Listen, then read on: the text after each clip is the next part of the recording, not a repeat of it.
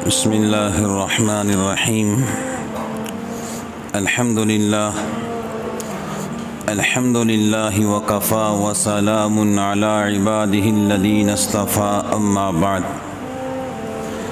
फ़अऊज़ु बिल्लाहि मिनश शैतानिर्रजीम। बिस्मिल्लाहिर्रहमानिर्रहीम। वक़ज़ा रब्बुका अल्ला तअबुदू इल्ला इय्याहु व बिल वालिदैनि इहसाना। सदक़ल्लाहुल अज़ीम। सुब्हान रब्बिका रब्बिल इज़्ज़ति अम्मा यसिफ़ून व सलामुन अलल मुरसलीन वल्हम्दुलिल्लाहि रब्बिल आलमीन। अल्लाहुम्मा सल्लि अला सय्यिदिना मुहम्मद व अला आलि सय्यिदिना मुहम्मदिन व बारिक व सल्लिम। मोहतरम बुज़ुर्गान दीन, अज़ीज़ नौजवान दोस्तों और भाइयों, अगर किसी इंसान को मोहब्बत नाम का लफ्ज़ देखना हो तो माँ को देख ले। माँ के अंदर अल्लाह ने अपने औलाद के वास्ते मोहब्बत रखी है। बाप के दिल में शफ़क़त डाली है, माँ के दिल में मोहब्बत डाली है। इंसान हो कि चरिंद हो कि परिंद हो, हर माँ अपने औलाद से मोहब्बत करती है। आप चिड़िया को देख लो, एक अल्लाह की छोटी सी मखलूक है, लेकिन जब वो चिड़िया को बच्चे हो जाते हैं, वो चिड़िया पहले नहीं पीती, अपने चोंच में पानी लाकर घोंसले के अंदर अपने बच्चों को पिलाती है। वो तिनके कम खाती है, चोंच में तिनके लेकर आकर अपने बच्चों को घोंसले के अंदर खिलाती है। एक सहाबी रसूल जंगल में गए। हदीस शरीफ में आता है कि उन्होंने चिड़िया का घोंसला देखा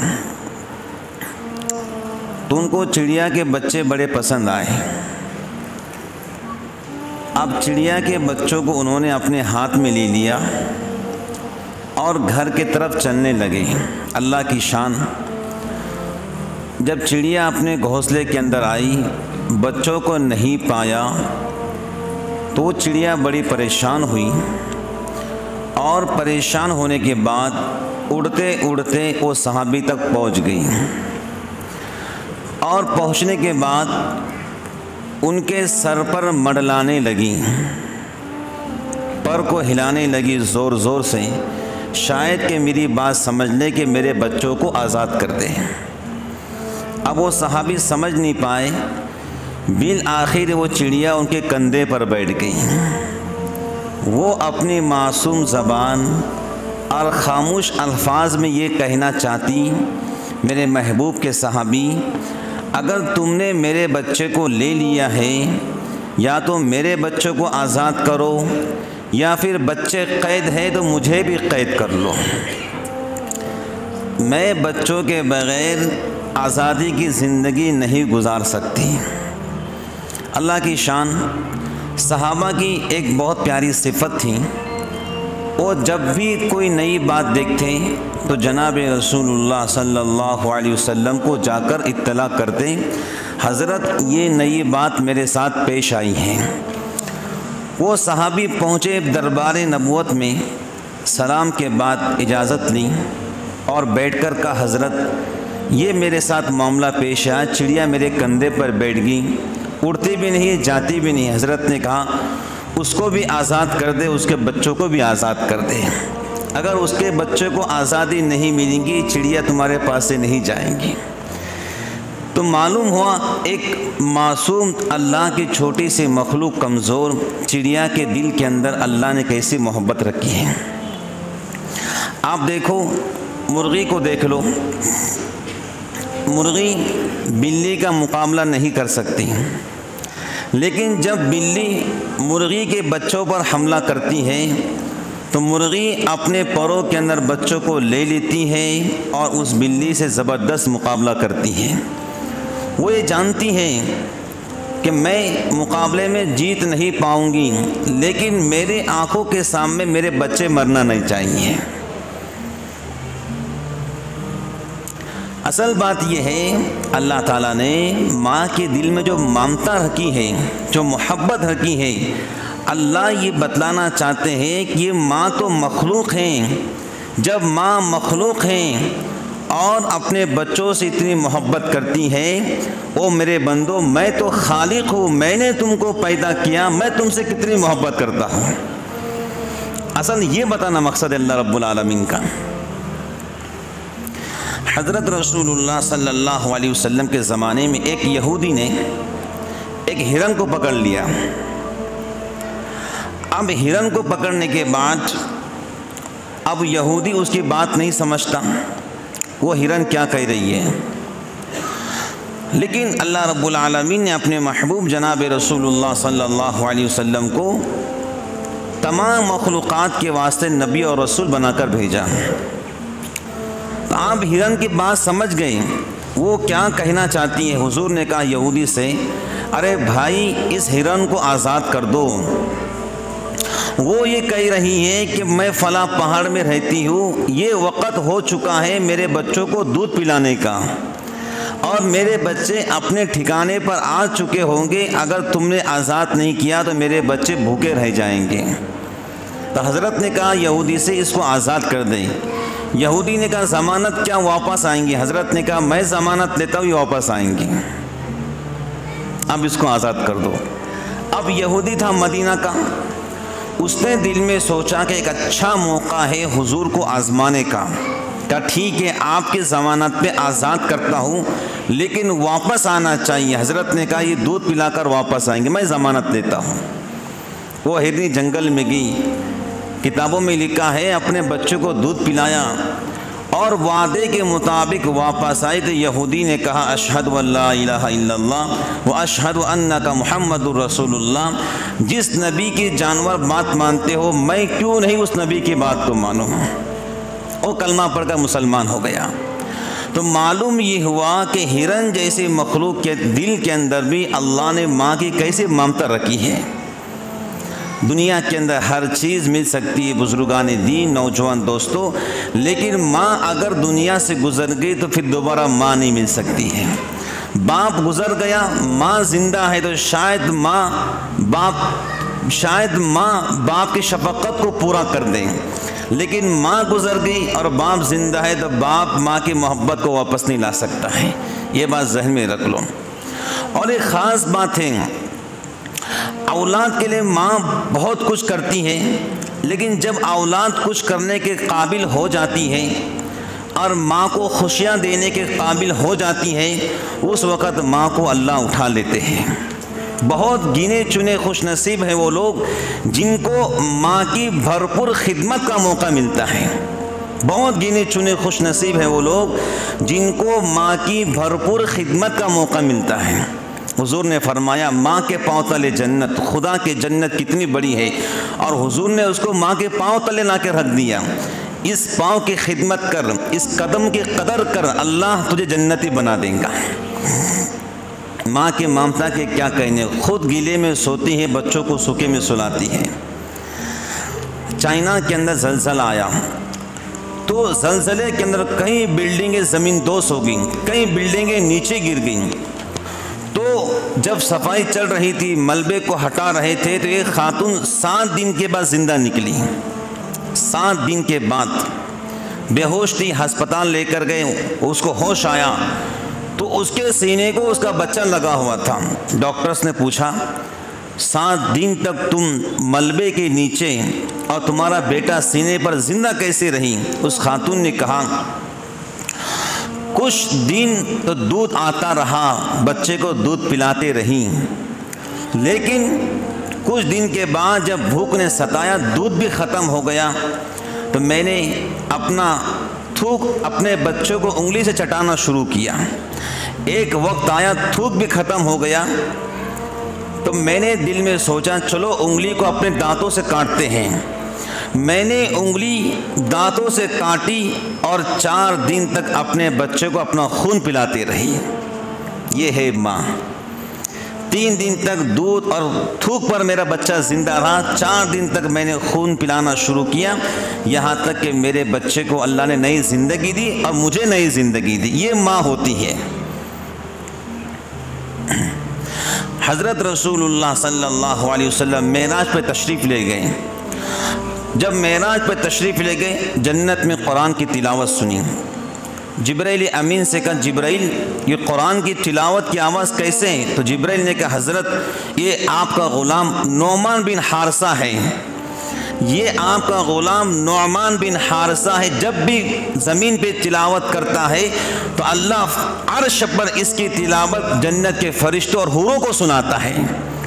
आपने पूछा, नौमान ने ऐसा कौन सा नेक काम किया है कि वो ज़मीन पे बैठ के तिलावत करता है, उसकी तिलावत को अल्लाह जन्नत में सुनाता है? तो हज़रत जिब्राइल अमीन ने कहा, हज़रत नौमान बिन हारसा ने माँ की ऐसी खिदमत की है और माँ की दिल से उसके लिए दुआ निकली है, अल्लाह ने उसको इनाम ये दे हैं, वो ज़मीन पे बैठ के तिलावत करता है तो अल्लाह जन्नत में उसकी तिलावत को सुनाता है। वो नौजवान जो अपनी माँ को ऊंची आवाज़ से बात करते हैं, घोर घोर कर माँ को देखते हैं, चीख और चिल्ला कर माँ से गुफ्तगू करते हैं, वो इस वाक़े से सबक हासिल करें कि माँ क्या चीज़ होती है। नौमान ज़मीन पे बैठ के तिलावत कर रहा है और उनकी तिलावत को अल्लाह जन्नत में सुना रहे हैं माँ की खिदमत की तरफ से। एक खातून आई 2 बच्चों को लेकर, हुजूर ने 3 खजूर दी, कहा आयशा इनको 3 खजूर दो, एक माँ को और 2 बच्चे थे, 2 एक उनको। जब खजूरें दी गई तो बच्चों ने खाना शुरू की, माँ ने खजूर हाथ में दबा दिया, बच्चे एक खजूर खाते रहे, खजूर खा ली। जब माँ के हाथ की खजूर बची थी, माँ ने देखा मेरे बच्चों का पेट नहीं भरा, तो माँ ने अपने खजूर दोनों बच्चों को आधा आधा तकसीम कर दी। हुजूर ने कहा, देख आयशा ये है माँ की ममता, खुद नहीं खाई अपने बच्चों को खिला दिया है, खुद भूखे रही है अपने बच्चों का पेट भरा, ये है माँ की ममता, जो खुद नहीं खाती है अपने बच्चों को खिलाती है। हज़रत दाऊद अलैहिस्सलाम के ज़माने में एक मुक़द्दम आया, 2 खातून लड़ रही थी जिसका तज़किरा कुरान के अंदर है कि ये बच्चा मेरा है, ये बच्चा मेरा है। तो हज़रत दाऊद अलैहिस्सलाम ने मुक़द्दमा भेजा सुलेमान अलैहिस्सलाम के पास। सुलेमान नबी भी थे, दाऊद अलैहिस्सलाम के बेटे थे। तो सुलेमान तुम फैसला करो। कुरान कहता है पफा हम नहा सुलेमान ने बेहतरीन फ़ैसला किया जो अल्लाह ने उनके दिल में डाला। 2 खातून लड़ रही, बच्चा मेरा है, बच्चा मेरा है, अब क्या फ़ैसला किया जाए? दोनों कह रहे बच्चा मेरा है। हज़रत सुलेमान ने कहा भाई छोरी लाओ। तो क्यों? कहा मैं इस बच्चे को ज़ुबा करता हूँ, आधा तुम ले लो आधा तुम ले लो। तो जो उसकी माँ थी वो चीख कर कहती है हज़रत ज़ुबा मत करना, खैर ये बच्चा मेरा है लेकिन इसको दे दो, कम से कम ज़िंदा रहेगा, कभी कभी तो मुलाकात हो जाया करेंगी। तो हज़रत सुलेमान अलैहिस्सलाम समझ गए असल माँ ये है, आपने बच्चा उस माँ को दे दिया। ये है होती माँ की ममता, ज़ुबा मत करना, कभी कभार तो बच्चे से मुलाकात कर लिया करूँगी। तो नौजवान भाइयों, माँ अल्लाह की अज़ीम शान नेमत, उसकी कदर करना सीखो। ये आज़मत जिसको मिल गई वो बड़ा खुश नसीब और किस्मत वाला है और सादतमंद है कि उसको माँ मिल गई है। हमारे मशाइख लिखते हैं माँ अगर गुनहगार भी हो, माँ अगर ख़ताकार भी हो, माँ अगर बेनमाजी भी हो, माँ अगर दीन से दूर भी हो, तब भी उसकी दुआएं वलियों की दुआओं से अफजल है। माँ बेनमाजी कह रहा हूँ मैं, बेनमाजी भी हो, गुनहगार भी हो, दीन से दूर भी हो, तब भी उसकी दुआ औलाद के हक़ में वलियों की दुआओं से अफजल है। ये बात समझ लो। और जिन लोगों को माँ ने दुआएं दी हैं, अल्लाह ताला ने उनकी किस्मतें बदल दी है, उनकी तकदीर बदल दी है। माँ अल्लाह की बहुत अज़ीमुश्शान नेमत, जिस घर के अंदर माँ हो उस घर में अल्लाह बरकतों को पैदा करता है। जो ये कहे कि मेरे जॉब का मसला है, रोज़ी का मसला है, अगर माँ जिंदा है तो माँ से दुआ करवाओ। माँ की दुआ इंशाअल्लाह रहमान आपके सारे रुकावटें ख़त्म कर देंगी।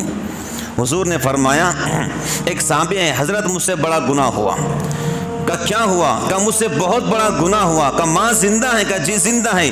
जा माँ की खिदमत कर, माँ से दुआ करवा, अल्लाह तेरे बड़े गुनाह को माफ़ कर देगा। माँ अल्लाह के बहुत अजीम शान नेमत। हज़रत अबू हुरैरा रज़ियल्लाहु ताला कितने बड़े सहाबी हैं। खैबर फतह हुआ, उन्होंने ईमान कबूल किया, लेकिन उनका जहन ज़्यादा तेज़ नहीं था। हज़रत अबू हुरैरा रज़ियल्लाहु ताला अन्हु जहन तेज़ नहीं था। हुजूर से दुआ करवाई, हुजूर ने भी उनके जहन के लिए दुआ की, ए अल्लाह इसके जहन को तेज़ कर दे। अल्लाह की अजीब शान, उनकी वालदा ने ईमान कबूल नहीं किया था। उनकी वालदा अभी काफिरा थी और हुजूर पाक अलैहिस्सलाम के शान में गुस्ताखियाँ किया करती थी, बुरा भला हुजूर को कहना। अल्लाह की शान देखो।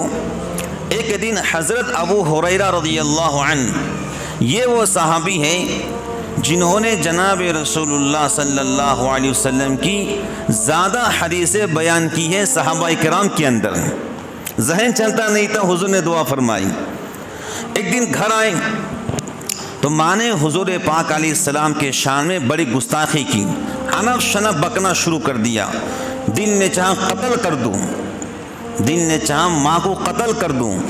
फिर दिल ने कहा पहले हुजूर से पूछता हूँ, इजाज़त है तो माँ को कत्ल कर दूँगा, लेकिन हुजूर के मोहब्बत को कमज़ोर नहीं होने दूँगा। गए हुजूर पाक अलैहिस्सलाम का, हज़रत माँ मेरी आपके शान में गुस्ताखियाँ करती हैं, आज कुछ ज़्यादा कर दी है, दिल चाहता कि माँ को ख़त्म कर दूँ। हज़रत ने कहा क्या मैं दुआ करूँ अल्लाह आपकी माँ को हिदायत दे, कलमा दे? क्या जी दुआ फरमाइए। हुजूर ने दुआ की, ए अल्लाह अबू हुरैरा की माँ को कलमा अता फरमा, ईमान अता फरमा। अबू हुरैरा कहते मैं भागते हुए निकला कि पहले मैं घर पहुंचता हूँ या हुजूर की दुआ पहले घर पहुंचती है। अल्लाह अकबर। पहले मैं घर पहुंचता हूँ कि हुजूर की दुआ पहले घर पहुंचती है। अबू हुरैरा कहते हैं मैं घर पहुंचा तो घर से गुस्ल की आवाज़ आ रही थी। माँ ने नए कपड़े पहने, दरवाज़ा खोला तो कहा अबू हुरैरा अशहदु अल्ला इलाहा इल्लल्लाह व अशहदु अन्ना मुहम्मदन अब्दुहु व रसूलुहु। माँ ने कलमा पढ़ा, अम्मी मेरे वास्ते दुआ कर, मेरा जहन कमज़ोर है। माँ ने दुआ फरमाई। ये अबू हुरैरा बाद में फिर क्या बने? आमिरुल मोमिनीन फिल हदीस बने हैं। जहन कमज़ोर था, माँ की दुआओं के बरकत से अल्लाह ने अबू हुरैरा रज़ियल्लाहु ताला अन्हु को मकाम अता फरमाया, जो सहाबाए किराम के अंदर सबसे ज़्यादा हुजूर की हदीसें इन्होंने बयान की है। हुजूर पाक अलैहिस्सलाम की ज़्यादा हदीसें इन्होंने बयान की हैं। एक बुज़ुर्ग थे, उनको सूरे फातिहा 5 साल का बच्चा और सूरे फातिहा माशाअल्लाह उसको याद है, अगर मकतब पढ़ता हो तो। ऐसे एक बुजुर्ग थे, उनको सूरे फातिहा याद नहीं होती। सूरे फातिहा अल्हम्दुलिल्लाह रब्बिल आलमीन याद नहीं होती। परेशान थे, माँ के पास गए, अम्मी जान मैं आपकी खिदमत करता हूँ, दुआ फरमाइए, मेरा जहन कमज़ोर है। माँ ने सर पे हाथ रख कर कहा बेटे अल्लाह तेरे सीने को इल्म से भर दे, इल्म का नूर अल्लाह तेरे सीने में दाखिल कर दे। वो बुजुर्ग कहते खुदा की कसम माँ की दुआ ऐसे लगी, अल्लाह ने मुझे कुरान का भी हाफिज़ बनाया, हदीसों का भी हाफिज बनाया।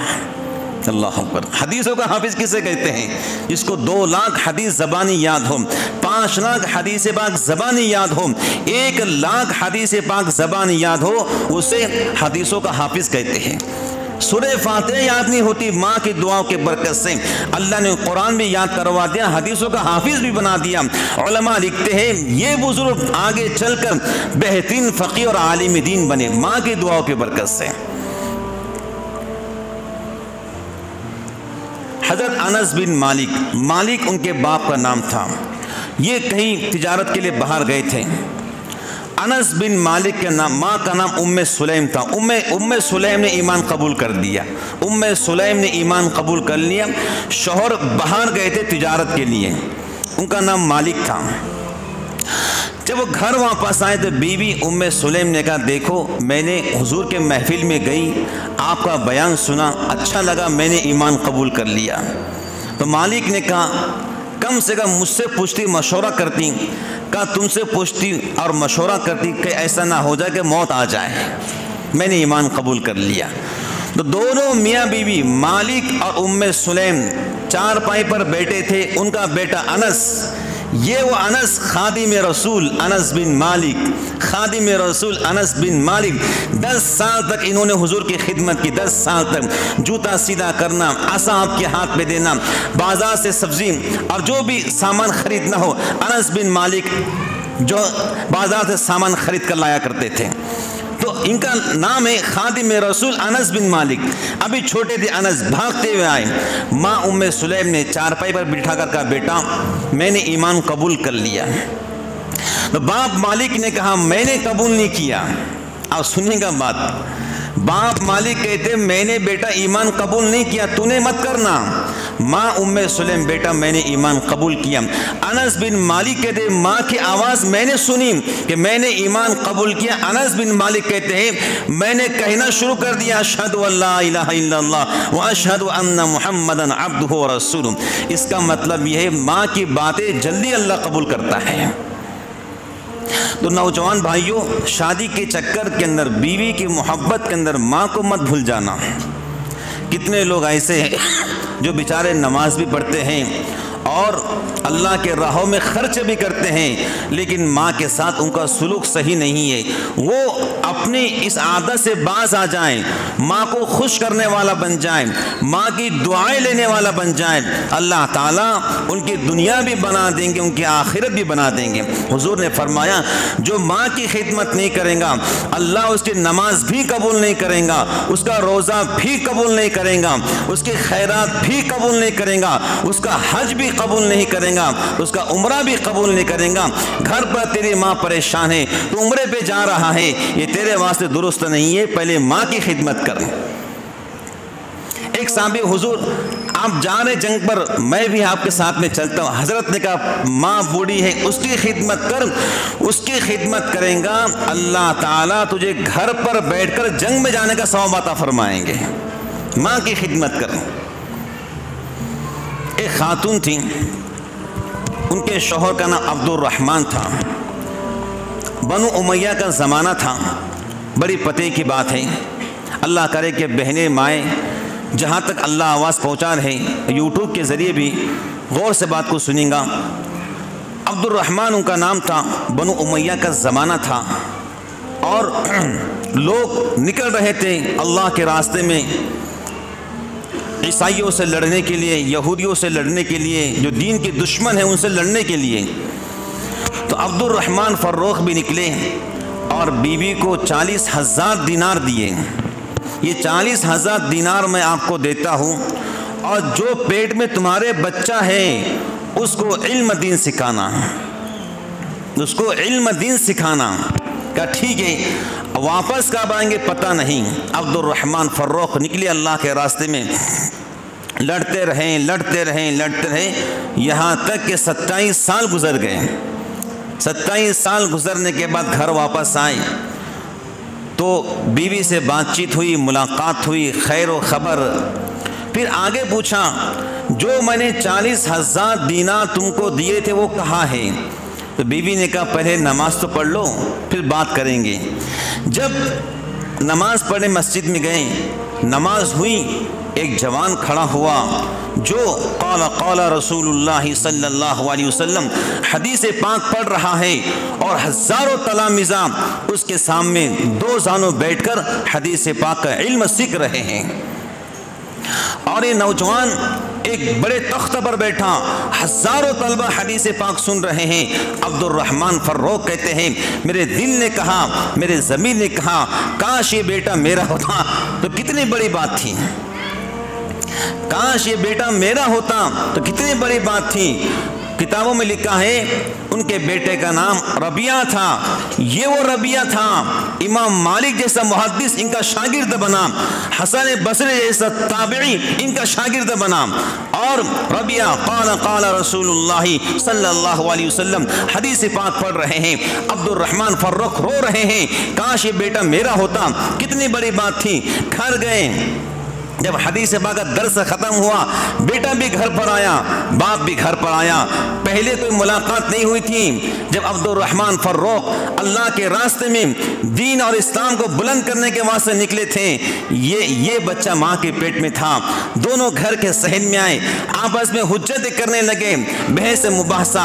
नौजवान कहता है, ओ बड़ी मियाँ तुम कौन हो? अगर किसी के घर आए हो तो पूछ कर आना चाहिए। और बड़ी मियाँ कहते हैं, बेटा ये घर तो मेरा है, लेकिन आया बहुत देर से हूँ। अंदर से उनकी अहलिया दोनों की बात सुन रही थी। अहलिया ने पुकार कर कहा, दोनों अंदर आ जाओ।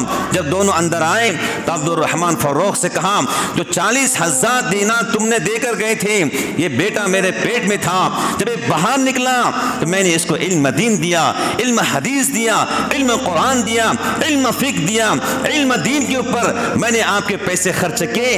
अब्दुर्रहमान ये कोई और नहीं, ये रबिया आपका बेटा है। अल्लाह अकबर। अब्दुर्रहमान आगे बढ़ते हैं, रबिया को सीने से लगाते हैं। रबिया बाप के पाँव को चूमता है, हाथों को चूमता है, पेशानी को चूमता है। बाप तो अल्लाह के रास्ते में दीन को बुलंद करने के लिए गया था, माँ को पैसा देकर गया था। माँ आपका भी शुक्रिया, आपने मुझे इल्म दीन हासिल करने के लिए इतना सारा पैसा लगा दिया। आज अल्लाह ने आपके बेटे को मुसलमानों का इमाम बना दिया है।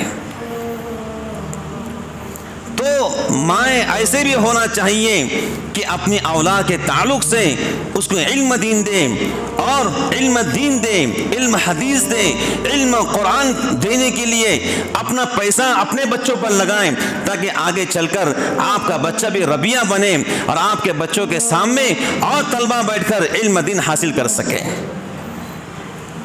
ऐसे माओं की आज उम्मत को सख्त ज़रूरत है, और ऐसे अफराद की आज उम्मत को सख्त ज़रूरत है जो दीन और तालीम के नाम पर पैसा लगाए। आगे चलते हैं। एक माँ है और बेवा है। दिल ने कहा, मैं रोज़ाना मजदूरी करती हूँ, बेवा हूँ, मेरे बच्चे की तरबियत कौन करेगा? तो लोगों से पूछा, तो लोगों ने कहा, एक गांव के अंदर एक मकतब चलता है, आप वहाँ पर बच्चे को शरीक कर दो।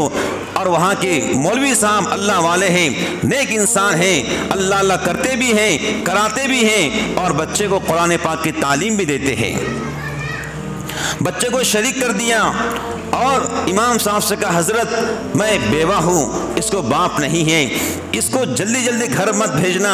अगर जल्दी घर पर आ जाएगा, शायद कोई ऐसे दोस्त मिल जाएं जिनकी सोहबत के अंदर मेरा बच्चा बिगड़ ना जाए।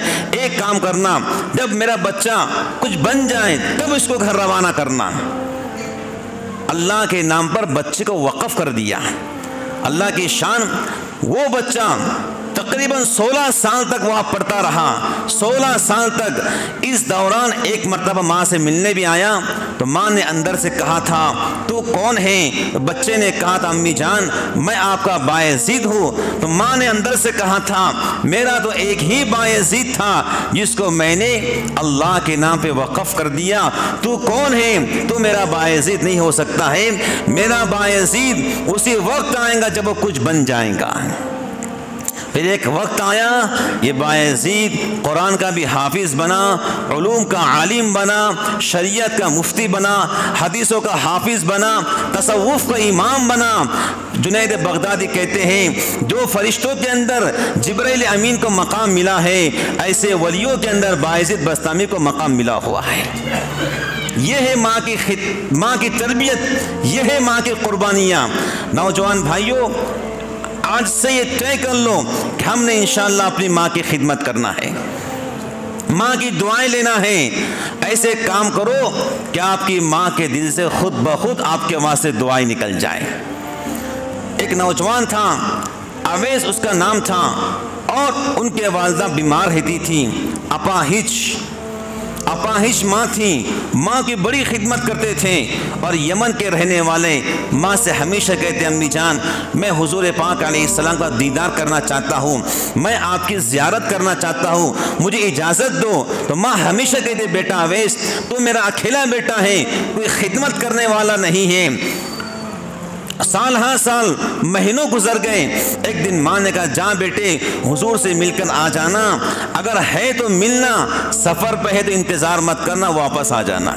मिशकात शरीफ में लिखा है कि अवैस क़रनी मदीना मुनव्वरा आए, हुजूर पाक अलैहिस्सलातु वस्सलाम से मुलाकात के लिए सहाबा से पूछा, तो सहाबा ने कहा कि हज़रत सफ़र में गए हैं, अभी मुलाकात नहीं हो सकती है, कुछ दिन के अंदर वापस तशरीफ़ लाएंगे। अवैस क़रनी को माँ के अल्फाज याद आए, हुजूर मदीना के अंदर हो तो मिलना, वरना वापस आ जाना।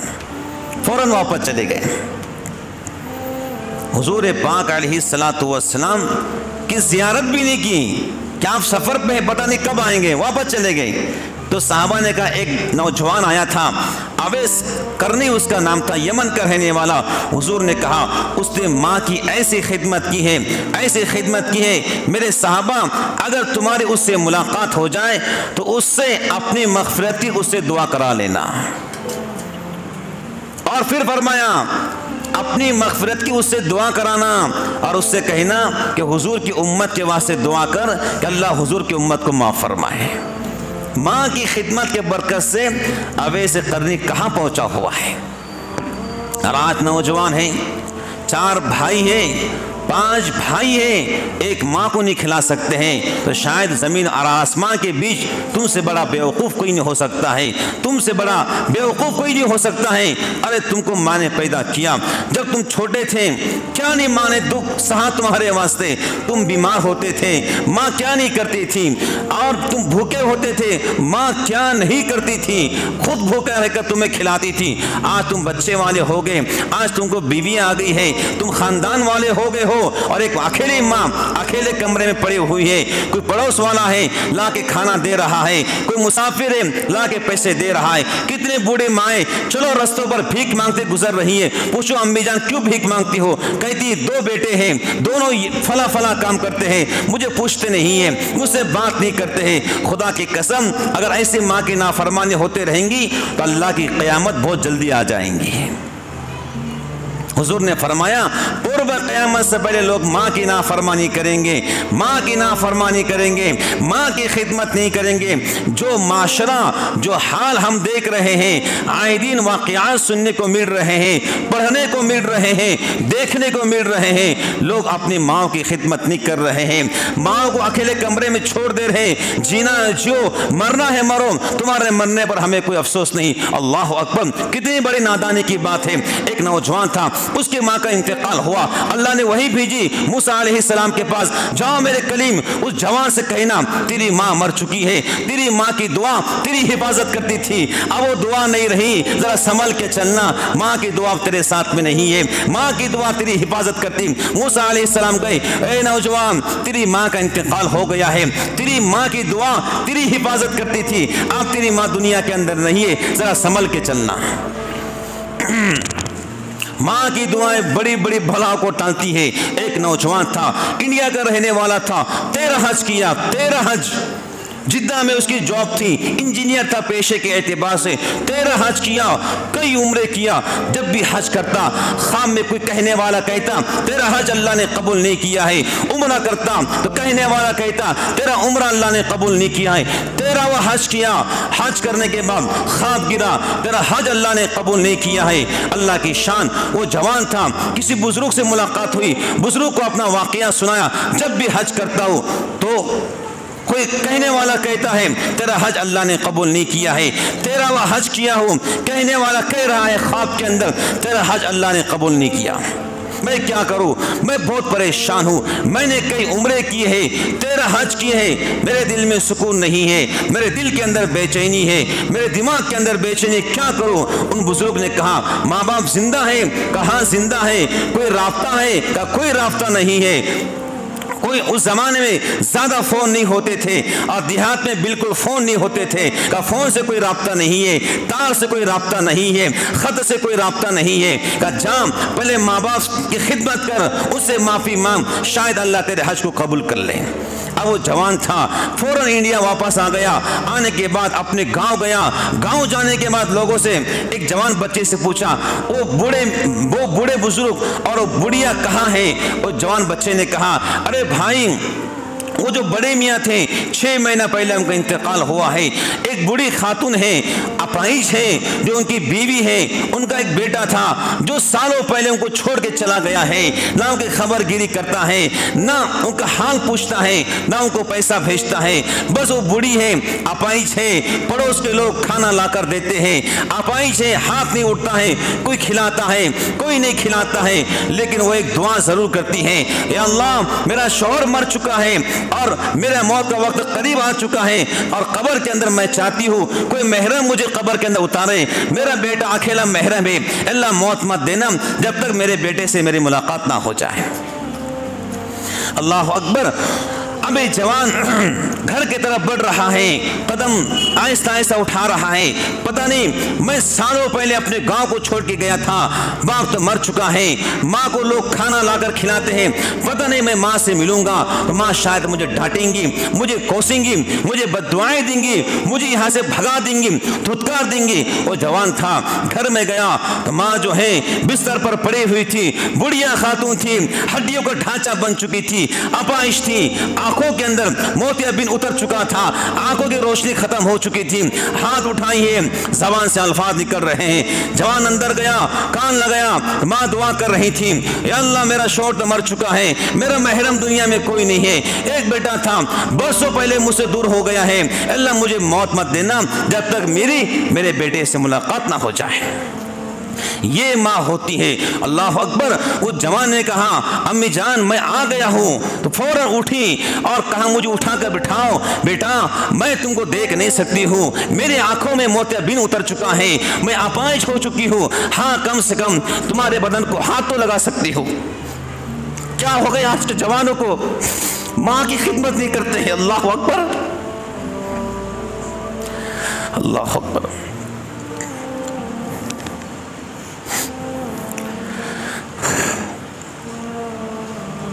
क्या दुख बयान करना आज के जवानों का।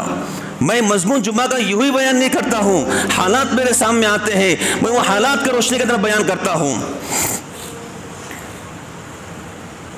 जो हालात हफ्ते भर मेरे सामने लोग आके सुनाते हैं, वही हालात मैं जुम्मा के अंदर बयान करता हूं। क्या आपको बुरा नहीं होना है? क्या होगा बहू को, क्या तुमको बुरा नहीं होना है? अल्लाह अकबर।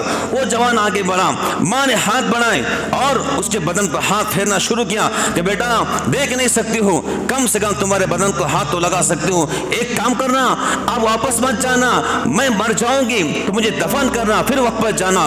फिर अल्लाह से दुआ की, अल्लाह मैं जो जिंदगी की भीख आपसे मांगती थी, इस बेटे के वास्ते मांगती थी, अब जब चाहे मुझे मौत दे दे, मेरा बेटा आ चुका है, मैं देख तो नहीं सकती हूँ, कम से कम बच्चे को छू तो सकती हूँ। ये माँ होती है। अपनी माँ की खिदमत करने वाले बनो, माँ को हुक्म देने वाले मत बनो, डायरेक्शन देने वाले मत बनो, चीख और चिल्ला के बात करने वाले माँ के साथ मत बनो, बदतमीज मत बनो, बदतहजीब मत बनो। माँ के सामने सर को झुकाओ। सर झुकाने का मतलब यह है अदब से खड़े रहो माँ के सामने, अदब से खड़े रहो माँ के सामने, अदब से खड़े रहो माँ के सामने, हाथ बांध के खड़े रहो माँ के सामने। इमाम शाफी रहमतुल्लाह कितना बड़ा वली कामिल था, कितना बड़ा आलिम दीन था। जब इमाम शाफी दुनिया में जिंदा था, उससे बड़ा जमीन पर मौजूद नहीं था। लाखों लोग उनके शागिर्द बने। इमाम शाफी रहमतुल्लाह अलैह रात के वक्त में अपने माँ के पाँव की मालिश करते, अपने माँ के सर को तेल लगाते और खिदमत करते करते माँ के तलवों को छांटते, माँ के तलवों को छांटते, माँ के तलवों को छांटते। माँ ए शाफी, मोहम्मद इदरीस उनका असल नाम था। शाफी तो दिन के अंदर हजारों बच्चे तेरे सामने दरस हदीस लेते हैं, तो हजारों बच्चों को हदीस सुनाता है, कुरान की तालीम देता है, तफसीर की तालीम देता है, फिक़्ह का इल्म देता है, और रात में अपनी बूढ़ी माँ के पाँव चाटता है। यह अच्छा नहीं लगता। इमाम शाफी माँ से कहते हैं अम्मी जान आपको नहीं अल्लाह के जन्नत को चूमता हो, अल्लाह के जन्नत को चूमता हूँ। तो नौजवान भाइयों, इस जुमा के पैगाम से तय कर लो कि हमने इंशाअल्लाह माँ की खिदमत करना है। हुजूर ने फरमाया अगर किसी की माँ इंतकाल हो जाए, खाला है, खाला की खिदमत करो, आपकी माँ को कब्र में अल्लाह आराम पहुँचाएगा। अगर माँ की सहेलियाँ है, माँ की सहेलियों की खिदमत करो, अल्लाह ताला आपको माँ की खिदमत करने का सवाब अता फरमाएगा। अगर कोई नौजवान माँ को तकलीफ दिया है और माँ का इंतकाल हो चुका है। अब उसको चाहिए हर नमाज के बाद कुछ ना कुछ कुरान करीम पढ़े, तिलावत करे, नफिल नमाज पढ़े, दुरूद शरीफ पढ़कर सवाब पहुँचाएँ। अल्लाह जो कुछ मैंने तिलावत किया है इसका सवाब मेरी अम्मी को पहुँचा दीजिए। अल्लाह मैंने सदका खैरात किया है, सवाब मेरी अम्मी को पहुँचा दीजिए। मैंने नफिल नमाज पढ़ी है, मेरी अम्मी को सवाब पहुँचा दीजिए। इंशाअल्लाह अल्लाह रब्बुल आलमीन आपके वालिदा को सवाब पहुँचा देंगे। दूसरी बात, शाबान का महीना इंशाअल्लाह कल शुरू होगा इंशाअल्लाह रहमान। हुजूर ने फरमाया कि भाई शाबान के महीने के अंदर रमज़ान की तैयारी करो, शाबान के महीने में रमज़ान की तैयारी करो। हदीस में आता है, अम्मी आयशा फरमाती हैं हुजूर पाक अलैहिस्सलातु वस्सलाम शाबान के महीने में कसरत से रोज़ा रखा करते थे और आम मुसलमानों का ये मिजाज था कि शाबान के महीने में ज़कात को निकाल दिया करते थे शाबान के महीने में, ताकि रमज़ान के महीने में एतिकाफ कर सके, कुरान पाक 100 होकर पढ़ सके, नवाफिल पढ़ सके। जो कैदी होते उनको शाबान के महीने में आज़ाद कर देते, जिन पर सज़ा होती सज़ा देते, बाकी कैदियों को आज़ाद कर देते, ताकि रमज़ान शरीफ के लिए एक सू होकर एक जहन होकर हम रमज़ान पाक गुजार सके। तो शाबान का महीना इंशाअल्लाह कल शुरू होगा। आज चाहे तो शाबान का चांद देखे और चांद देखकर जो दुआएं हदीस में आती है वो दुआएं पढ़े। इंशाअल्लाह रहमान शाबान का महीना भी आपके वास्ते बाबरकत होगा। उम्मीद करेंगे रमज़ान का महीना भी पूरी उम्मत के वास्ते अल्लाह बाबरकत बना दे और इस रमज़ान को हम सब के लिए अल्लाह ताला माह गुफ़रान बना दे। आमीन व आखिरु दावाना अनिल हम्दुलिल्लाहि रब्बिल आलमीन।